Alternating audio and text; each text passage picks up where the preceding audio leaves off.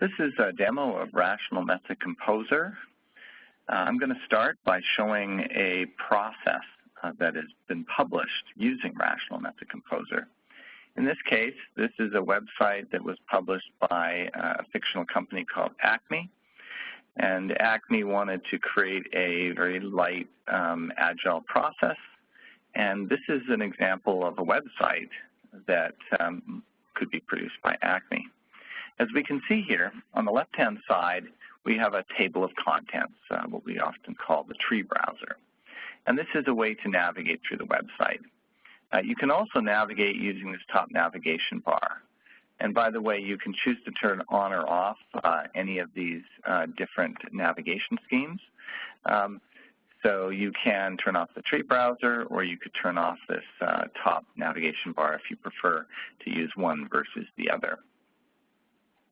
As another navigation means, you can also navigate using the breadcrumbs. So if I want to drill deeper, for example, into the project initiation process, I can click on this drop-down and I can drill down into the next level of depth, so maybe creating a project. So those are the basic ways to navigate.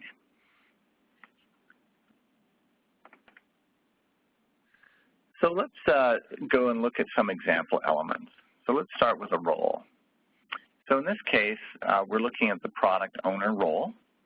And we can see here that the product owner is performing tasks such as populate product backlog, refine product backlog, and so forth. We can also see a description of the product owner, and you can add any other text that you want. Let's take a look at one of these examples. Let's drill down to share product vision. So in share product vision, we can see that this is performed by the product owner, not surprising because that's how we got here. We can also see the output as a vision work product, and we can click on the vision work product and we can see that, there's a checklist for the vision, so and there's also a template for the vision. So we could drill down and we could look at the template. In this case, we've got a Word template for it, and we could open up that Word template and take a look at it using Microsoft Word. So now let's drill down and look at one of the process breakdown structures that has been defined by Acme. So Acme defined a basic approach for initiating new projects and the work to do on every sprint. So let's look at, for example, project initiation. So we can see here that within project initiation, we've got a share product vision, which we visited earlier. We can also look at individual sprints, and we can see various tasks that are being performed for every sprint. And we can also see a diagram for that, which is also created with Method Composer.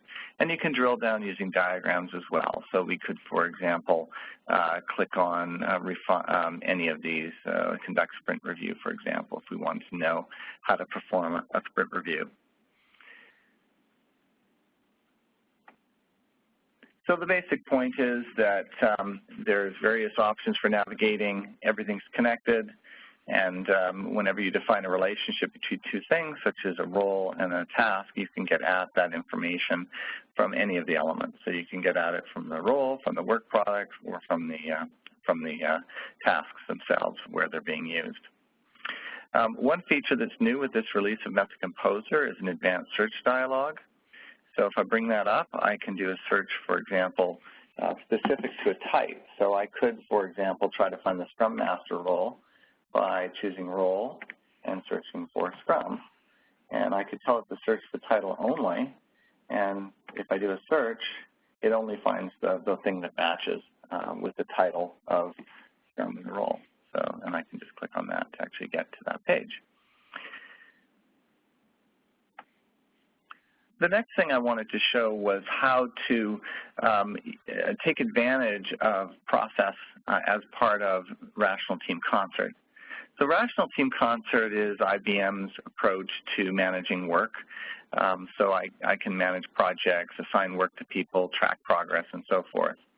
And so let's suppose that it's a brand new project that I've created, and I want to create the work items that are standard for that. I can simply go to Work Items, Create from Template, and And I've got a template for initiating a new project. I say next. I assign it to the particular project area and plan it for the very first sprint. And I say OK and click Finish. And here we are. We have all the work items created that were defined in Method Composer. And I can click on one of these, for example, Share Product Vision. And let's suppose I've never shared a product vision, and maybe it's assigned to me. I'm Bruce, and I'm now responsible for this. I want to learn about it. I can click here on See Detailed Description, and I see a complete description from the process itself on how to do that, including I can read about the work product, go get the template, and so on and so forth. So you're probably wondering, well, where do these work item templates come from? How do you set them up? And how easy is that to do? So now we're looking at Method Composer, which is an Eclipse-based tool, and we're in the team process perspective, and we're looking at the ACME process that we defined in Method Composer. And we can see the same tree browser here that we looked at when we were browsing the website, only now within Method Composer, I can right-click on any one of these elements, and I can say, Create Jazz Work Item Template. I tell it what project area I want to put it in. I tell it where the website's going to be published. In this case, I called the website ACME Process. And I say Next. And in this case, I'm creating one for a work item template for every sprint. So I'll click Finish. And it says a new work item template has been created in the project area RMC. But let's see if that's actually true. Let's go back to the Rational Team Concert. We're in the RMC project area. We go to the work items. We say Create Some Template.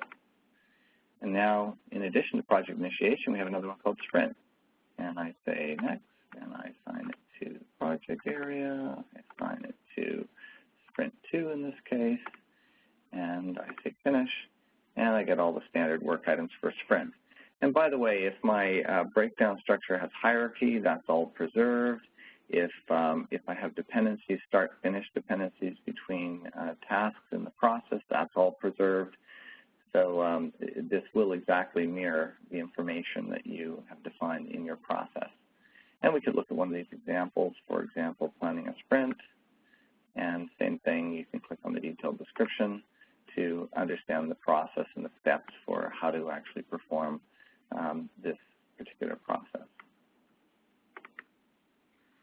So now let's actually go into Method Composer and make a change to a process. But let's start by motivating our change. So you're looking at the role Scrum Master, and you're looking at the various roles here, or I am, and I realize that there's no role for the, let's say, the Portfolio Manager. And I'll say we need a new role for Portfolio Manager because we interact with that role every sprint. And I can submit that comment. And what happens is, since I'm using the integration with Team Concert and Method Composer together, it's actually created a new work item in Team Concert. And I can actually go to that work item, and I can say, oh, gee, this needs to be worked on. So I can assign an owner. In this case, maybe I'll assign it to myself. And I'll assign it a priority. It's medium. I'll plan it for Sprint 2 and hit Save. And so I can work on this, or I could assign it to someone else. They'd be notified, and they could work on it. But in any case, I'm going to go make the change. So here I am in Method Composer. I'm in my library. I'm going to go to the authoring perspective. And I'm going to go look at that particular role that we need to add. So let's see here. We have, let's see here, new role. And it's called Portfolio Manager. And I put in a brief description. The Portfolio Manager oversees the programs and projects that are funded by the portfolio. And I can add a task for that role. I can say, I'll have it monitor portfolio, and I can go in and I can add more detailed description. I can go into the main description here, and I can do things like write text, and I can bold it. I can add images. I can add area maps. I can add all kinds of fancy things using this rich text editor. And I can also go in and I can actually add individual steps. So I can say step 1 is to, let's say, assess the financials. And I can put in a description of that step, whatever that is. And I can add another step, and so on and so forth. Step, more info. Save that. So this is basically what you would do in Method Composer. You want to assign the relationships. So in this case, this task is being performed by the portfolio manager. So I'll add that role. The portfolio manager is being added. And perhaps I want this to happen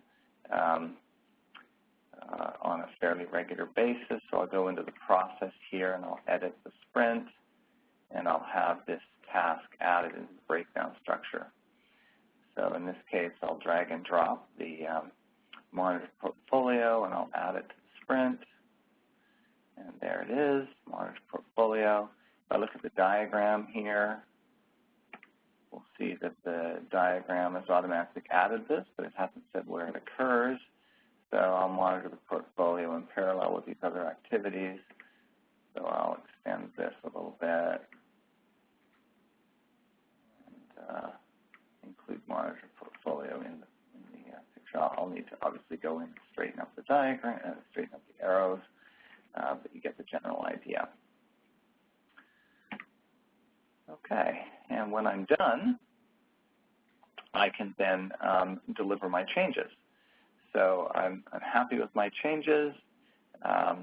So what I'll do is I'll go in and deliver them.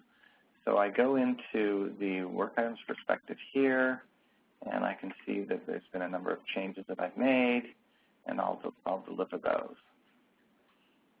So I'll check in and deliver, and I'll say added a role, portfolio manager, and I'll find the work item that I used, which we need a new role for portfolio manager. And I'll click Finish, and I've now delivered those changes. And this means now that other people, such as Jim, and I'll go into another workspace here where Jim is, Jim doesn't have that role. If he looks in his content here and looks at the different tasks that he's got, he will not see that role. He just sees the task, conduct sprint retrospective for Acme. He doesn't see that new role that we added. So Jim is going to accept those changes, and in fact, he will get a notification if he refreshes this. And we see there's some incoming changes. Bruce added this, that was the work item, needs a new role for portfolio manager. And so here's all the information, all the files that were changed. So I'll accept those changes. And I'll reopen my library to make sure that everything is refreshed after making those kinds of file changes. And I'll look at the results and see if it's there. And there's the new role, Portfolio Manager. Wonderful.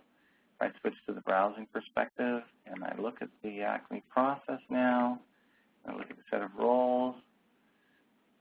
There's the Portfolio Manager, and there's the information that I assigned to it. It's Performing Task Portfolio Manager. Terrific. So Jim might go ahead and do some other changes, but eventually someone needs to publish a new website, so we will. We'll publish this again. It's the Acme process. We're going to publish it as a web application called Acme Process in this folder. And I'll click Finish. Okay.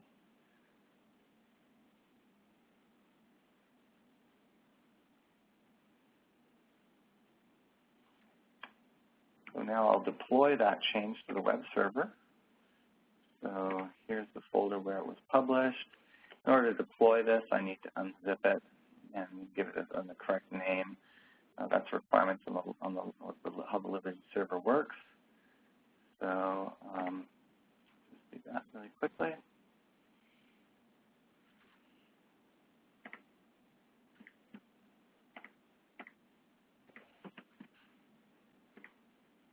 And I go to where the website is currently hosted, which is in this drop-ins folder. Okay, so let's see if that actually worked. Let's go to Firefox again, browse to that website, and hopefully we'll see a new role. And there it is, the Portfolio Manager. So since we've completed the work, what we should do is we should close that work item. So I'll go into Rational Team Concert, and I'll go to that particular work item, which was we need a new role for Portfolio Manager, and I'll close it. And now that it's closed, what you'll see is that, and I'll log in here as Bruce again.